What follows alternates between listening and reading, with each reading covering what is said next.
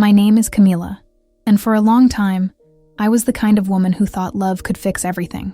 I grew up hearing that if I was patient, sweet, and understanding, the right man would value me. So when I met Andre, at the age of 26, I thought I had finally got it right. He was polite, smiling, kind to everyone around. He said that he loved my calm, that I transmitted peace. I was filled with compliments, flowers, long texts on WhatsApp at 2 a.m. saying that he had dreamed of me. At first, it confused me, but it also made me feel chosen. Soon, he began to say that he was different from the others, that he had never felt so comfortable with someone, that I was the woman he had been looking for years, and I, deep down needy, without realizing it, gave in, believing, falling in love. But the signs were there, from the beginning, but in the form of charm. In the second week, he already said that he didn't want me to go out with my friends. He said that they weren't for you, Camila. You're more evolved than that. When he saw me laughing at a coworker at work, it was cold for days. Then he said it was just jealousy, because he loved me too much. And I thought it was beautiful. I found it intense. I thought maybe that's what they call passion. In the first 3 months, he asked me to date, said he wanted to live with me, and started talking about children. Everything fast, intense, like a hurricane. He took me to meet his parents, introduced me as the future mother of my children, and I, immersed in that bubble of promises and beautiful words, believed that I was living a unique story. But little by little, I disappeared. First, he began to criticize my way of dressing. She said I was beautiful, but that I didn't need to show so much. Then he started to review my messages. He began to tease me about my work. It said it was too toxic for you, love. You deserve more. Stay with me at home. When I questioned, he reversed. Are you accusing me of controlling you? I just want you well. And it was always like that.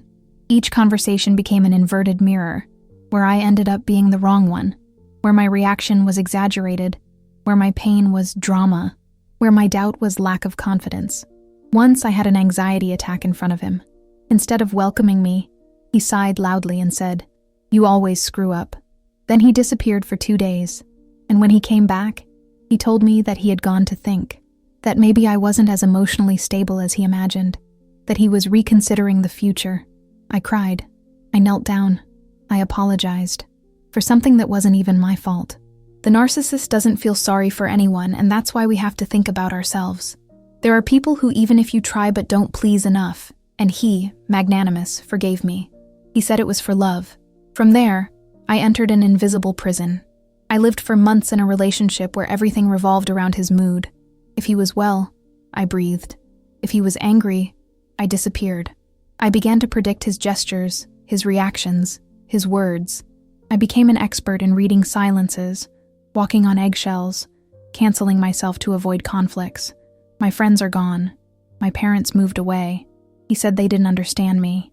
And I, little by little, came to believe that he was the only person who really knew me. One day, I found a message on his cell phone, a conversation with another woman. It was clear, intimate. He said he was confused, that he was in a fragile relationship, that perhaps she was his point of peace. When I confronted him, he smiled disdainfully and said, "See how insecure you are? This is just a conversation. You're sick." And once again, I doubted myself. I even apologized for having hacked into the cell phone, and he used it against me for weeks. He said I was paranoid, that it was getting unstable, that maybe I needed professional help, and I believed it. I believed it so much that I made an appointment with a psychologist. I entered the room and, instead of talking about him, I talked about myself, as if I were the problem, as if I were the crazy one, the exaggerated one, the difficult one. But it was there that everything began to change. The psychologist listened, calmly, and after a long silence said, "Camila, what you're describing isn't about you. It's about emotional abuse." I was silent. That word, abuse, echoed inside me like a deaf siren. Abuse. I? Abused? No, I was exaggerating. It was not possible. Andre never raised his voice with me. He never hit me. He would bring me coffee, say he loved me, send me cute messages during the day. That's not what I saw in the news when they talked about abuse. But the more the psychologist talked, the more it all made sense. She described behaviors that I experienced daily, but had never been able to name. He told me about gaslighting, about emotional control, about how the narcissist dismantles the victim without lifting a finger. He showed me that what he did was calculated, repetitive, and, especially, that it wasn't love. It was power. I left that appointment with wobbly legs. It was as if I was waking up from a trance, as if someone had turned on the light after years in the dark. I returned home in silence, my heart beating so loudly that it seemed to want to run away from me. When I entered, Andre was on the couch, smiling with his cell phone in his hand. He looked at me and said, with that sweet tone he used when he wanted to confuse me, "Was the therapy good, love? I hope you told the truth, right?" I froze. He knew. I always knew. It was as if he felt it when I was waking up. And as always, he acted quickly. That week, he became more affectionate than ever. He made my plate, praised me in public, hugged me while I washed the dishes. He said he was thinking of getting married, that he wanted to travel with me, that he was happy because I was finally getting better. And for a second, I believed again. This is the cycle, the honeymoon moment, the phase in which the abuser senses that he is losing control and goes into seduction mode. And I, as an emotional prisoner, clung to it as if grabbing oxygen. I deluded myself for a few more weeks. I smiled in the photos. I posted statements. I put on the mask he was expecting. But something inside me was no longer the same. I saw everything with different eyes. I heard his words and no longer felt bewitched. I felt like I was analyzing a repeated script. And the scariest thing was to realize I knew how each act unfolded. He knew that, after the affection, would come the charge. Then, silence. Then the punishment. And finally the cycle would start again. And it started again. The day I said I would go back to work, he froze. He said it was unfair to him, that I would rather be with strangers than next to him, that he would end up being alone at home, abandoned. And when I insisted, he freaked out. He dropped my laptop on the floor. For the first time, the gesture was physical, but he didn't touch me. He broke the object as a warning. He looked me in the eyes and said in a low voice, "Yes, you will work, but he doesn't complain later." That paralyzed me. I didn't eat properly for 2 days. He began to walk around the house in silence. He only looked at me from afar. At night, he would lie upside down, without saying anything. The climate was a minefield, and I doubted again, to shut me up, apologizing for wanting a life beyond our home. But this time, I recorded it. I took my cell phone and hid it. I recorded the audios. I recorded the silences. I recorded him blaming me for everything.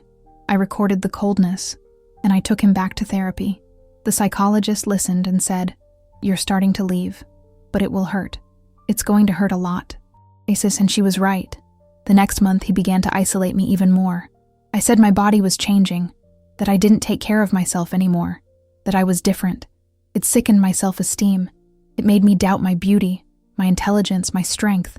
I no longer looked at myself in the mirror. I felt erased.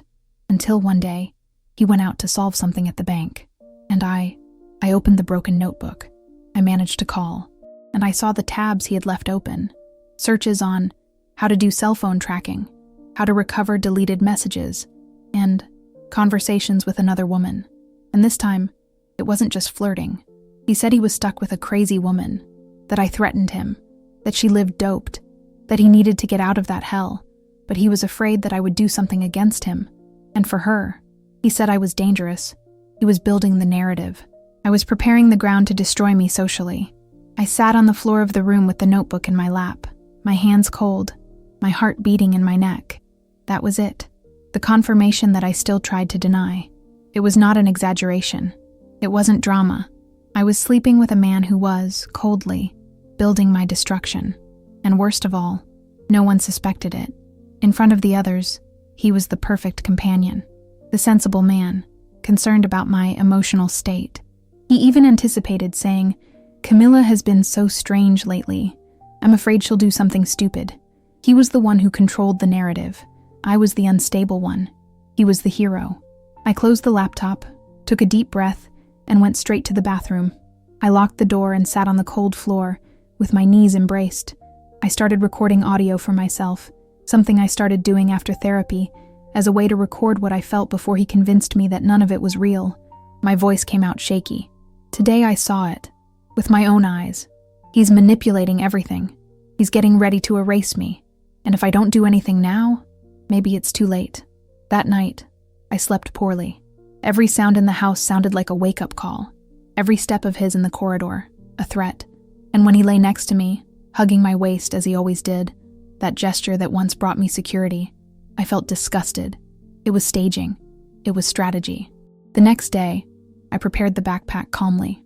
I put basic clothes, documents, the hard drive with the recorded audios, and the old cell phone that I hid in the closet. I left saying that I was going to visit my mother. He didn't even suspect it. I was so sure of the dominion I had over me, who didn't even look into my eyes. But I knew that as I walked out that door, I was crossing a line of no return.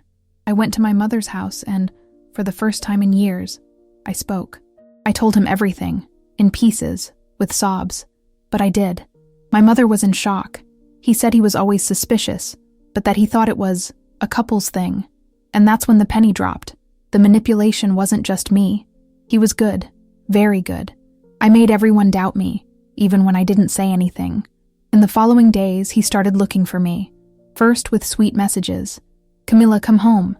This is nothing without you." Then with pressure. "You disappeared. Did you know that this is abandonment of home?" And then angrily. "You're destroying everything we've built. I hope she is ready for the consequences." But I didn't answer. I didn't fall this time. I went after a lawyer. I told him everything.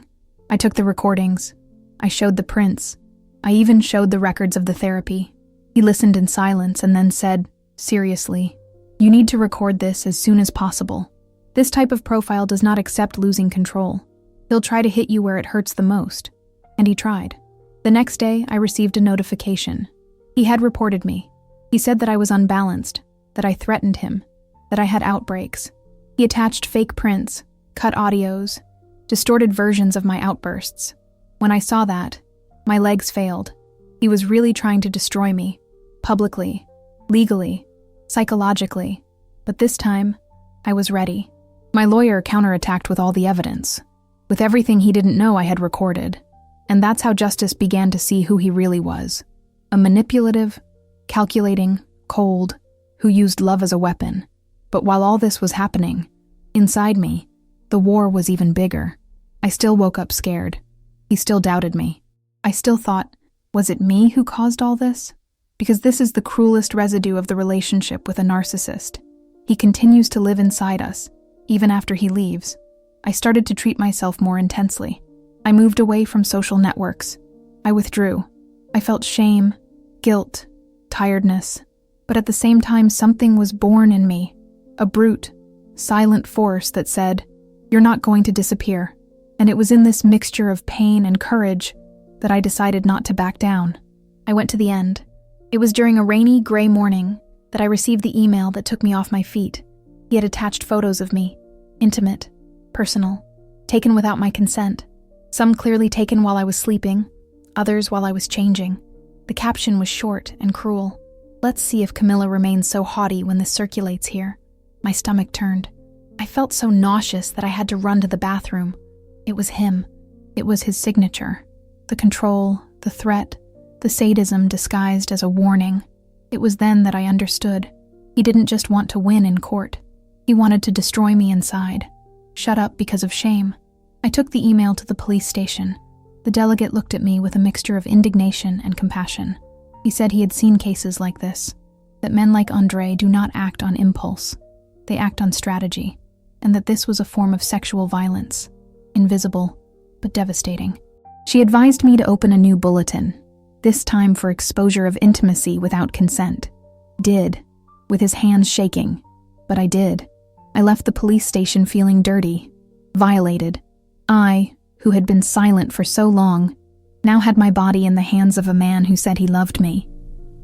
The following week, he tried to get in touch again. He used another number. He said he wanted to talk, that I was exaggerating too much, that he would never do that with bad intentions. It had been an impulse of pain, and that, if I returned home, all this would end. And that's when I realized how small he thought I was. He believed, even after all, that he could still bend me with sweet words, that it was enough to lower my tone, to stage repentance, and I would run back. But what he didn't know, it's just that Camilla died, and in her place, there was a woman who had learned to see abuse even in silence, in the pause between sentences, in the forced tone of someone who manipulates even his own apology. I was called for a new hearing, this time with the two present. I entered the room feeling the blood running fast in my chest. When I saw him, standing next to the lawyer, dressed as usual, a light dress shirt, an upright posture, a serene expression, I felt it all over again. The fear, the anger, the shame, but I also felt firm. He spoke first. He said he was devastated by the way everything took unnecessary proportions, that I was unstable, that he only tried to protect the relationship, and that I never wanted to hurt her. The judge listened. He asked questions. He asked for proof. And it was then that my lawyer delivered everything. The audios, the recordings, the original prints, the records of the consultations, and the email. The damn email with the photos and the veiled threat. His expression changed. For a second, he lost his pose. I blinked slowly, watching every crack in the mask. He tried to deny it, of course. He said it was a montage, that I was making it all up, but the forensic examination was already underway, and the reports did not lie. At that hearing, the provisional decision was clear: an expanded protective measure, a ban on direct or indirect contact, and a formal investigation into the violation of privacy and attempted blackmail. I left the room shaky, but upright. For the first time, I felt like I was being heard, that the pain that consumed me in silence now had a name, legal validity and echo. In the following days, I received anonymous calls, veiled threats. One of them said, "You're going to end up alone, Camilla. Nobody believes in a woman who plays the victim." But I was no longer just a victim. I was a survivor. I kept going to therapy. I started attending a support group. Women like me, with different stories, but similar pains. There, I realized how much we are taught to be silent, to rationalize abuse, saying, "But he loved me," as if that justified hell. I stopped justifying. I started writing everything, page by page, no filter, no flourish, only truth. One day, I posted an excerpt on an anonymous forum, and I received hundreds of messages. Other women saying, "I've lived that too," or "You told my story," and it was there that I understood. My pain had become a word, and words become weapons when we learn to use them. Today, the process continues. He tries to revert, he tries to manipulate, he tries to clean himself up, but I move on. Afraid sometimes? Yes. Angry sometimes? Yes. But with awareness, clearly, and with a strength that even I didn't know I had. Because the truth is, surviving a narcissist is like escaping a fire. You come out burned, with scars that never go away. But every mark on the body is proof that you didn't die in the fire. By this time, I was no longer crying so much, not because the pain has passed, but because she changed shape. It turned into silence. It became a body. It became a constant presence by my side, as a living reminder of everything I faced, and what, in some way, I still face. I still had nightmares about him. I dreamed that he would show up at my door with flowers, with that same controlled smile and say, "See how far you've gone too far?" And I woke up with my heart racing, looking around, checking locks, as if the past still had permission to invade my present. My friends started to reappear, some apologizing for not having seen it, others just trying to reconnect with a Camilla I was no longer. I didn't blame them, because it took me a while to see it too, because no one expects abuse to come wrapped in affection. No one expects prison to come with pillows and kisses on the forehead, but when it comes, you feel it. The body feels it. The soul feels. We just need to accept it. I was still in the middle of the judicial war.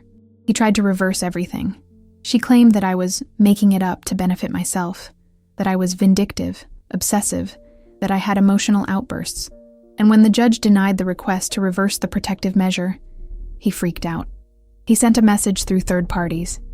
He said he was going to tell everything he knew about me, that I was going to expose myself, that I had no idea who I was dealing with. But I did. I knew every nuance of his voice, each calculated silence, each manipulation disguised as worry. I knew the narcissist's logic. When he can no longer seduce you, He tries to destroy you, and he was trying. But now, I no longer needed to prove anything to him, not even for anyone. I started to speak publicly, without mentioning names, without exposing faces, just my voice. I recorded videos, texts, audios, stories, screaming what I kept quiet for so long. And the more I talked, the more women came to me, each with their own version of the same nightmare, each one with the same phrase in their eyes. I thought it was just me. One of them marked me deeply. She was an older woman, with a serene look and a choked voice. She told me, "I have been married to such a man for 30 years. I separated with 62. You had courage with 30. You saved your life." And I cried. Not by me, but for all of us who think there is no more time. Which we think is not serious because he never hit me. That we minimize, that we forgive, that we explain. That deep down we have been taught to think that we deserve little. I spent so much time trying to be understanding, mature, peaceful, that I forgot to be fair to myself. Today, when I look in the mirror, I still see marks. In the look, in posture, in the way I hesitate before trusting. But I also see strength. I see a woman who learned, by force, that love is not synonymous with sacrifice, that affection does not nullify control, that care without freedom is prison. The process with him is not over yet, and it may take years. He may never accept that he has lost control. Perhaps he will continue to invent stories, trying to erase the truth with edited versions. But that doesn't stop me from living anymore. I relearned to breathe. Simple things, which used to make me nervous, now have color again. Going to the market alone. To be silent without feeling guilty. Laugh out loud. Say no. Sleep without fear of being watched. These small freedoms that, for those who have never lived in an abusive relationship, seem silly. But for me, they are daily victories. Freedom, when it really came, was not as I imagined. There were no fireworks, no celebration. There was no applause or happy endings of soap operas. It was just an ordinary day, on an ordinary afternoon, when I realized that I was breathing, no chest pain. I was washing the dishes, listening to an old song, the kind that used to make me cry, and I realized that it didn't hurt anymore. That song was no longer his. It was mine again. And at that moment, I understood. I had come to myself. That's how I knew I was free. Not because he left my life, but because it came out of me. The final judgment took place months later. He was convicted of violating privacy and received a court order that prevented him from approaching me for years. When the judge read the sentence, I didn't smile. I didn't cry. I just closed my eyes for a few seconds and took a deep breath, as if burying a chapter, without a party, but with peace. Peace. That word so simple and so far away for so long. I went back to living calmly. I started to go out more, to work harder, to surround myself with real people. People who listen to me, who respect me, who don't measure me by how much I can give in. I learned to say no, to impose myself, to leave places where I feel uncomfortable. And more importantly, I learned to listen to myself. Today, when someone speaks to me in an invasive tone, I hear that voice in the background, the voice I've learned to shut up for years, saying, "You don't have to put up with this." I hear that voice, and I obey.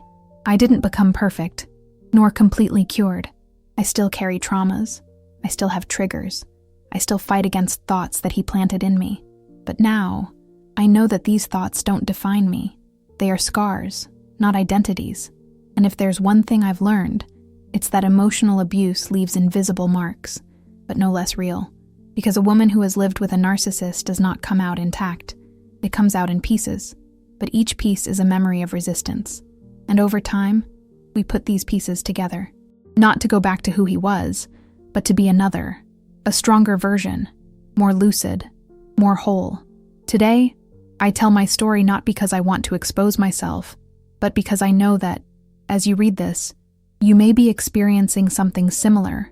You may be thinking that you are exaggerating, that maybe it's your fault, that maybe he is just lost, just needs help, is just insecure.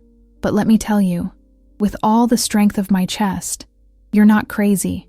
You are being manipulated, and you can leave. It will hurt. It will seem impossible. There will be a relapse. You will be afraid, but it will be worth it. Because life outside this prison is bigger than you think. Because you deserve love, real love, the one who doesn't erase you, the one who doesn't need to mold you to fit someone's desires. It took me years to understand this, but I understood. And if this story can be a beacon for someone who is still in the dark, then all this, even the pain, will have been worth it. Because living with a narcissist is hell disguised as heaven. But getting out of it, it is to be reborn. And today, with all my marks and all my truth, I choose to live.